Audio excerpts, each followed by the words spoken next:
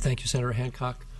I think we've all recognized the great importance, in particular, the artist facilitator positions and the great success that they've had in terms of rehabilitation. It really is very exciting to watch some of the videos, which are quite searchable and online for anyone who's interested, to see the faces of some of these inmates. And for those who might suggest that we don't have enough arts education in our public schools, why are we throwing money at prisoners for this benefit?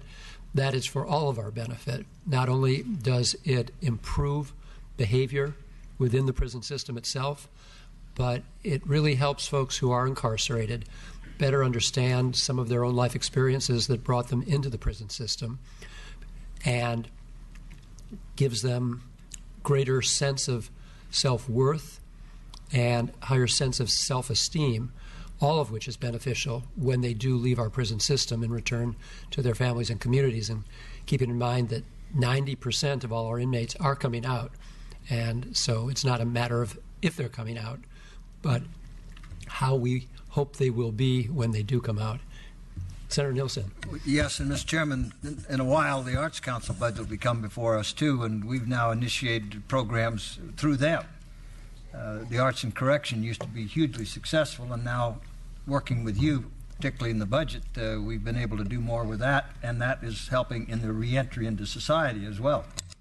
Right. So our Assembly colleagues are on their floor as they are about to close out their business today. So, of course, we're going to keep this open and move on to page 46, which is issue 16, the California Military Department.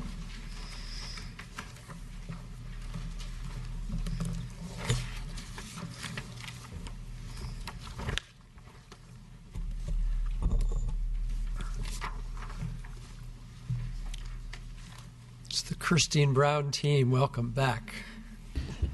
Helen Kirstein with the Legislative Analyst's Office. We're on issue 16 on page, I believe, 46 of your agenda. That's correct. Here. That's correct. There are actually two components of this proposal. The first is the Santa Barbara Asset Enhancement. So this was a governor's proposal. The governor proposed $100,000 from the Armory Fund to support some efforts to assess the value of a property in Santa Barbara, an Armory property that the military department hopes to sell. So to assess and enhance the value of that property. The Senate approves this as budgeted. The Assembly rejected the proposal, and we noted that we support the Senate's action here. We find it's reasonable to support to fund these activities. We think that they'll help assess the value of this property. Thank you, Ms. Kirstein. Ms. Costa. Yes, thank you. In this package, we support the Senate's version on the Santa Barbara Armory Asset Enhancement proposal. We believe an economic land use study of the Armory site is the most objective and cost-efficient way to go forward with this project. We support the Assembly's version of the Work for Warriors. We don't believe an additional augmentation is necessary. Thank you very much. Senate colleagues, any questions or thoughts on this? In that case, we will leave it open and move on to the next item, which is issue 17, the California Arts Council, on page 48. Ms. Kirstein. So we note that both houses provided augmentations for the arts above the governor's proposal. So the Assembly added $6.5 million in one-time general fund for infrastructure at three nonprofits, the Armenian American Museum, the Lark Musical Society, and the Pasadena Playhouse. The Senate added $6.8 million in ongoing general fund for arts in underserved communities, and also arts programs aimed at inmates transitioning back into their communities. Thank you. Ms. Costa. We don't support the additional legislative augmentations for this item. We do appreciate and had a great conversation in the full Senate Budget Committee about the May revised proposal for $4 million to the Arts Council for the Arts and Corrections program. Thank you. And again, not to go unstated, our appreciation of the governor's recognition of the value of investing in our California Arts Council. And of course, that's an understatement, since it was he who created the California Arts Council about 40 years ago. I have a question for you, Ms. Kirstein. With regard to the Assembly proposal, does the California Arts Council involve itself in capital projects?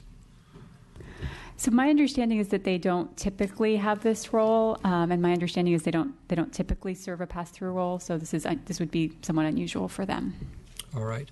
And it also should be recognized, as Senator Nielsen had mentioned earlier, that there is a $4 million investment in arts and corrections, which is not in conference committee because both the Assembly and Senate had approved that earlier. Senator Nielsen. Yes, Mr. Chairman, I would hope that we'll be able to discuss this with our Assembly colleagues. The Assembly added a $6.5 million, and this was the issue we're talking about, capital outlay.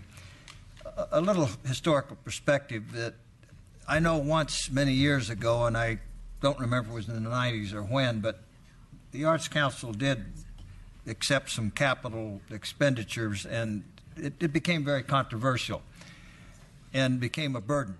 That is not the mission and purpose of the Arts Council, and I think it would be to put them in that position very detrimental. And I know sort of the origin of what these proposals are all about, and I talked to the Assembly member who has the interest in it. I told the Assembly member I'd be willing to work with them and support them, but that there would be a better place to put the funding. And that's in a unit called the California Cultural and Historical Endowment in the Resources Agency. So for my small part, I made a commitment to be helpful to him for that area of his interest. But I'd ask him not to, ask us to burden the Arts Council with it. We've come a long ways. And we were suffering for many years with only a bare $1 million, and the governor has been very generous, as has the legislature, and the Arts Council is now back and strong again. And I would not want to get that knocked off the tracks, and I think this particular thing would do it. I'd rather we put that aside and explore that in another part of the budget, which I would work with the Assembly member to do. And so that would be my position, that support the Senate version. Thank you, Senator Nielsen. On behalf of Chairman Ting, I think he would have said something similar if he were here with regard to the Assembly proposal, that it's the merits of the program, whether it goes through the California Arts Council or open to suggestion if it went through some other entity, but that he would say that there are values. There's great value to the Pasadena Playhouse, Lark Musical Society, and the Armenian Museum. Senator Laura. Thank you. Also, just to further dovetail on our chairman on our side, to the LAO, do you think the Arts Council have actually the expertise to handle these infrastructure projects? So my understanding from my conversation with them was that this was unusual for them, and that they did have some concerns about their role in potentially overseeing these projects. But I think the administration might have further information on that. That's, as I said, it's a little bit unusual for them. Senator Lara, the administration does have concerns about the Art Council's ability to manage these capital projects. They don't have the expertise in this particular area, so we do share the concerns raised by several of the Senate members about the appropriateness of this for the council. Okay. Thank you. Just one more. Sure. Just one more thought. As of course, we're all supportive of the Arts Council. Just a concern that I've heard from some of the folks in my district in terms of ensuring that we also, if we move to promote more of the outreach, that we focus also on the music programs. It seems that some of the folks in my district just adhere to just see the arts part, but understanding, and we've talked this over it with some of the folks, that there's also an appropriateness to have these musical programs also be funded. There's tremendous community orchestras that are being created up and down the state, and so just want to make sure we emphasize the music part of it as well. As a former band geek, I have to throw that out there. So, but thank you, I appreciate it. I'll say here, Senator Lara, and I will tell you that is a big part of it. And all of the arts events I've been a part of, music is part of the deal. Thank you, Senator Lara. Thank you, Senator Nielsen. Go California Arts Council. So this item also will be left open. Issue 18, Department of Insurance and State Treasurer's Office relative to seismic safety on page 50. Ms. Kirstein. So the Assembly added funding for 2 seismic-related proposals. It added $3 million in one-time general fund for the Brace and Bolt program, and that was pass-through funding for the Department of Insurance to go to the California Earthquake Authority. It also added $20 million for a loan program through the California Pollution Control Authority, which is under STO, the State Treasurer's Office. Ms. Costa. We support the Senate version of both these items. We'd note that for the Brace and Bolt, we don't believe an additional augmentation is necessary at this time. And for the Seismic Safety Expanded California Capital Access Program, the administration has concerns that there could be some duplication. There are other programs that exist that are similar or in some cases the same. Thank you. And just to differentiate between the two, the Brace and Bolt is a maximum $3,000 subsidy for single-family homes and smaller apartment constructs, and then the seismic safety program is a loan of up to $250,000. Yes, and our understanding of the second piece, the loan program, is that it would actually be a loan loss reserve, and so it would basically be a fund that's available if loans were to default, and so it would help encourage lenders to make these loans and potentially reduce the interest rate that was paid for by these that was assessed on these loans. Thank you. And with regard to the Brace and Bolt program, had we done $3 million last year for the same thing? Yes, Brian Weatherford, the Legislative Analyst's Office. Yes, last year the conference committee agreed on a one-time expenditure of $3 million for the Brace and Bolt program. So another one time. All right. Senator Nielsen. Just a question here. Brace and Bolt, I get. Seismic safety, I get. Will this have any impact on flood-prone areas, for example, related to levees? Or when you talk about seismic safety, I think about the California Aqueduct, anything of that nature? No, sir. These are really primary residences are what would be affected by both programs. So Brace and Bolt, as Senator Leno said, is really for a residence or 4 units or less. There's slightly less restriction on the seismic safety, but it is still for residential units. Okay, thank you.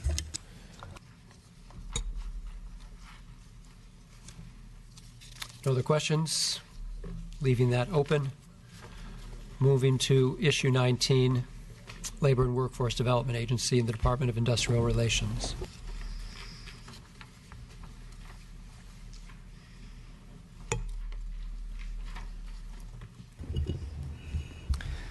Good evening, Mr. Chair. Ryan Woolsey with the LAO. The issue before you relates to labor law enforcement in the nail salon industry. The Assembly approved supplemental report language requiring the Department of Industrial Relations to examine labor law violations in the nail salon industry and the extent to which employers and employees in that industry are aware of labor law protections, and to prepare strategies for outreach and education and report to the legislature by January 2017. In connection with that reporting language, the Assembly also provided $400,000 and 2 positions to facilitate the report and to provide ongoing monitoring and interventions in the industry. And finally, the Assembly provided $1 million as a placeholder amount for the department to create signage that would be posted in nail salons that would outline basic labor law rights in a language that would be understood by the nail salon workers. And the Senate took no action on this proposal. Thank you, Mr. Woolsey. Ms. Costa. Yes, the administration is sympathetic to the issue that this proposal seeks to address. We are supportive of the supplemental reporting language. We believe it could be accomplished within existing resources, and utilizing those findings, we could chart a clearer path forward. But we do believe that reporting language would be step number 1 in addressing this issue. Thank you. I believe, according to our notes, that the Assembly proposal would fund an Assembly Bill 2437 that's authored by Chairman Ting. So it's, sorry, he's not here to go further into it. But Mr. Wilsey, given that all employers currently have to meet workplace posting obligations, how would this proposal intersect with current requirements or augment current requirements? In some respects, the proposal would be redundant in that many of the labor law protections are required to be posted now. We would note that it's our understanding that a large portion of the employees in this industry speak Vietnamese, which is a language that required postings are not available. Some are, some aren't, but some postings are not available in that language. So that's really the point of probably the bill and the request for the funding, and that's not one of the languages that we include. I can't speak for the intent of the member's bill, but that could be one issue that could be explored as. Well, I guess to say it in a different way, current law doesn't suffice. There is perhaps some room to expand the languages that these signs are available in, and the Assembly action appears to be related to that. You're familiar with Dimely aleatory? Delatory? Is it delatory? Aleatory, thank you. Dimely aleatory, which is a statute that probably goes back 30 years or more, which does require, and I think it has to do with when a certain percentage threshold is met of community members speaking a particular language, that it is the state's requirement to communicate at frontline positions, counters, and in other communications, written and otherwise, in that language. So I wonder where we are with regard to Vietnamese as that population continues to grow in the state, or at least in certain parts of the state. Can you add anything to my poor memory of this? I'm unfortunately not able to speak to where Vietnamese fits into that, but defer to the administration if they have any additional comments. And I don't think you were around 30 years ago. Mark Tellison, Department of Finance. I would just note that the Industrial Wage Commission orders are available in both in English, Spanish, as well as Chinese. Certain addendums to that wage order, which would cover nail salons, is translated into Vietnamese as well. Okay, thank you. Okay, well, we're certainly leaving this open.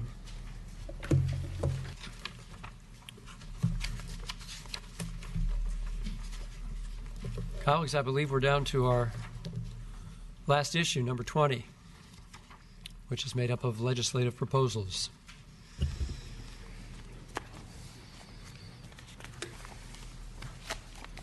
Mr. Witherford.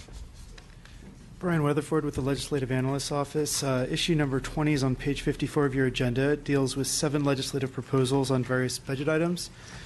The Assembly added $1 million to the Department of Finance for zero-based budgeting. It added $10 million in one-time funding to allow the iBank in the Governor's Office of Business and Economic Development to offer surety bond guarantees to small businesses participating in public works contracts. The Assembly added an additional $1 million to the Governor's proposal for CalAccess. The Assembly added an additional $1 million, 2 attorney positions to the Department of Veterans Affairs for increased oversight, and the Assembly added $1.3 million in special funds to the Bureau of Private Post-Secondary Education for additional outreach to current and former students. And then the Senate expanded and extended the farm to food bank tax credit. The Senate raised the cap on the Williamson Act from $2.5 million to $5 million and provided a loan of $850,000 to the Secure Choice Plan. Thank you, Mr. Witherford. Ms. Costa. Generally, we don't support many of the proposals here, with the exception of we do support the Assembly's proposal to provide $1 million for zero-based budgeting. It's consistent with the administration's executive order from 2011 directing the Department of Finance to use tools and methods such as zero-based budgeting, and we believe it's consistent with that. We look forward to working with the legislature on targeting those resources in an appropriate way. Are you consistent with the $1 million as well, or? Yes, it's one-time in nature. Okay, very good. Thank you. I don't know that we'll go through each of these 8 legislative proposals, but I do believe that Senator Nielsen, you might have had a hand or some interest in the Williamson Act issue. Mr. Chairman, the point with the Williamson Act was to allow, yes, this would be monies that the individual who wishes to take their land out of the Williamson Act, then they have to pay a penalty.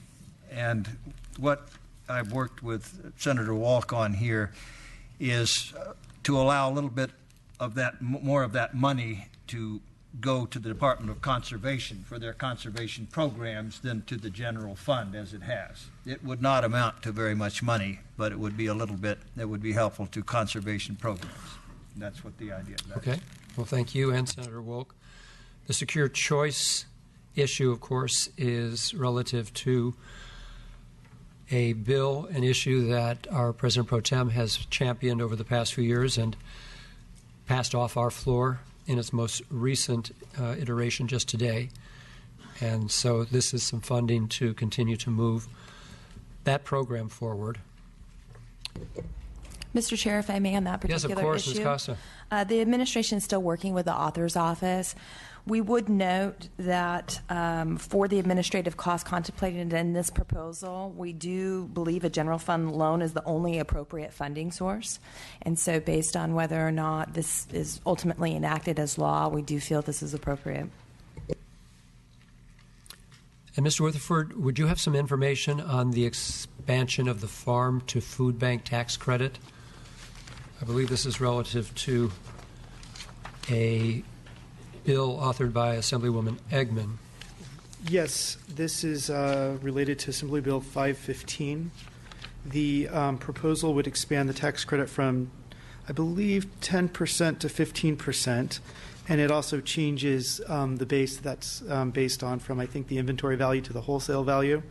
And the largest expansion of it is that instead of just fresh fruits and vegetables, it's expanding it to a range of food products, including poultry, fish, rice, and beans. And for those less familiar with this concept, so this is a tax credit that would be afforded to farmers who donate food produce from their fields to food banks, probably food that would otherwise be tossed and Presumably make their way to our landfills, where they only contribute to the methane emissions, which contribute to our greenhouse gas problem, and then also, of course, help fill our food banks with additional fresh produce. Correct. So currently, it's farmers are the only ones allowed the tax credit. Of course, other distributors of food, food processors, and other businesses can donate food to food banks and get a deduction from their against their tax liability. But the farmers get this tax credit currently, but this bill would expand that to more people involved in food, although it doesn't look like it would be, say, distributors or grocery stores. It's just these manufacturers of food products. I think there's also an extension of the sunset from 2017 to 2022. Correct. I have a note that the costs to the general fund as a result of the use of this tax credit might be in the neighborhood of $500,000 in the budget year and growing to about $1 million in budget plus one. Ms. Costa? We have slightly different numbers. We have 600,000 in 16-17 and then growing to 1.6 million in later years, but around the same that you've referenced. I would also just note, as the analyst has stated, that we have concerns about the expansion of the products that would be available under the proposal, as well as the definition of who would be eligible. It is broader than a farmer, and because of those dimensions, you're seeing some increased costs in our estimates. Okay. I'm going to make a pitch that you work with us hand in hand on this issue as well as the other legislative proposals, but I'm going to speak on behalf of this one in particular, in that Assemblywoman Eggman, I know, put a bill on the governor's desk last year, which he vetoed. And in the veto message, he specifically said this should be done through the budget process. So here we are in the budget process and recognizing that we have over 5 million Californians, about 1 in 7, who are food insecure, meaning they do not know where their next meal is coming from. That's an astounding figure. And to the degree that we can make use of food that would otherwise be tossed into our landfill, exacerbating our greenhouse gas emissions, which could be making their way to our food banks, which then would make it to the tables of those who are food insecure, is something for a relatively minor investment, yet ongoing. I recognize that. But a tax credit that, as the governor says, should be dealt with through the budget process, not through a legislative bill. I hope you'll be open-minded to working with us on that. Absolutely. And I know the administration has met with stakeholders about this particular proposal and expressed some of our same concerns. Okay, thank you. So we are on our last item, Mr. Chairman, and going over some of these legislative proposals. If I may, Yes, there of is course. one other legislative proposal that I'd just like to note, and that has to do with the STRIF, or the Student Tuition Recovery Fund. Yes. I'd note that the provisions of this proposal are similar to AB 573, which the administration did veto. We remain opposed to this proposal in this current format. I'd note that the administration signed SB 150, which allowed for forgiveness of loans. And that was the bill that we signed, and 573 was vetoed. So noted. Thank you. Colleagues, any more comments or questions? Yes, Senator Nielsen. Mr. Chairman, it's a vote I missed. If I could request to open the roll on item issue 12, Transportation Research, University of California. I am going to return the gavel to our rightful chair, and I'm sure he will accommodate you. Absolutely happy to accommodate that. Yeah, it's item issue 12, and I'd like to be recorded as a no. Issue 12, Nielsen, no.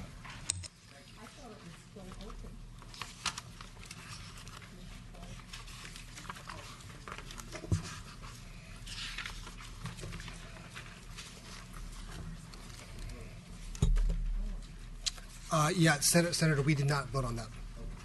But thank you. Senator Hancock? Thoughts. Oh, I apologize. So were you referring to the Transportation Research proposal? Transportation Research, University of California. We apologize. Yes, we did vote on that. Nielsen, no. Thank you. Senator Hancock. Thank you. I just wanted to make a brief comment about the trailer bill language that we talked about under the Board of State and Community Corrections. And what we are basically trying to do in that trailer bill language is to have a level playing field, an equal situation for both governmental entities on steering committees and community group representatives on the steering committees. For instance, the Office of Emergency Services treats everybody the same.